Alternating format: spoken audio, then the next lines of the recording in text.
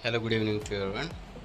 Today in this video I'm going to unbox this Livyor brand Gond Katira, especially which may be useful in the summer season. See here, this is 200 grams product, Livyor Pure Gond Katira edible. Okay, this may be the scientific name. Okay, and this is in the dried state. I'll want to just open this package and show you how it looks. These are looking like solid crystals. Okay, maybe I can open this cap. There is inner sealing here also. I need to open this, and first of all let me tell you, this is not a recommendation video to use this product, or not giving any health related usage suggestions. Just want to show you how is the quality. The only purpose is for educational purpose. Okay,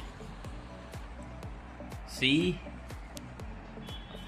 gummy crystals. Okay, what I'll do is I'll be just adding this to a strainer. Maybe I can wash this and I'll put it in the water in the overnight. Maybe tomorrow I can see how they are. Maybe I can add that clip also in this video only at the end of the video. Okay, this I purchased for 146 rupees. Okay, 146 rupees of 200 grams.